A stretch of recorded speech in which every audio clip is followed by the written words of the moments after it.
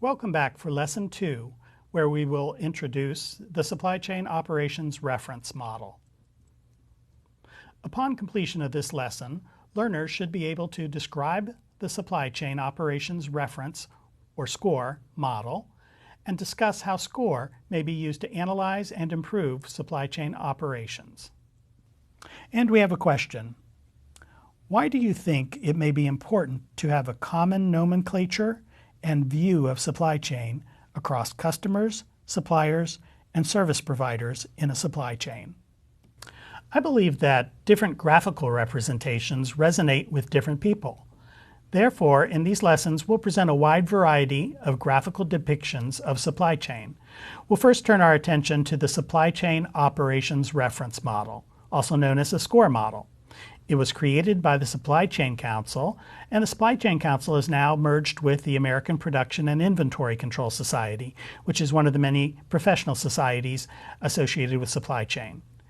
It's interesting to note that since integrated supply chain management is a relatively new concept, until the early 1990s, there were no definitions associated with supply chain management. Each company had its own words, phrases, and metrics to describe logistics and supply chain activities, and it was often difficult to talk with channel partners in precise terms. The Supply Chain Council was formed as a nonprofit in the 1990s to create a common nomenclature and common process components and metrics, with the goal of enabling organizations to more effectively work with each other. Let's start from the point of view of an organization producing a finished product. You see that there are several ovals representing the components of the supply chain. An organization serving as a finished manufacturer converts materials into finished products, and once the conversion process is complete, they hand off or deliver the finished good to their customer in the next stage in the supply chain.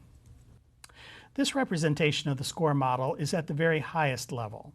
Behind each of these ovals, there are hundreds of pages of documentation describing best practices, nomenclature, and metrics associated with several levels deep of detail on the process definitions.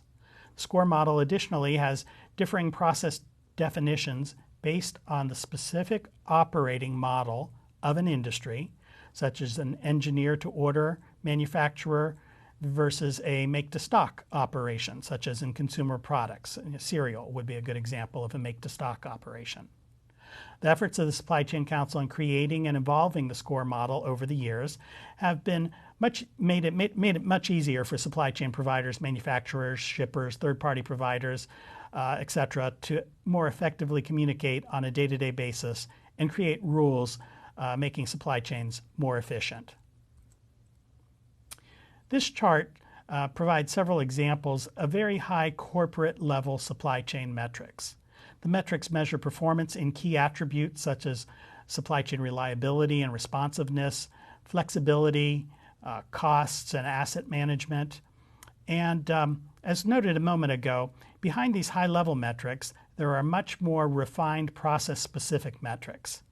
Having these process and metric best practices available through the SCOR model allows companies to compare their current operations to establish practices and make improvements where needed.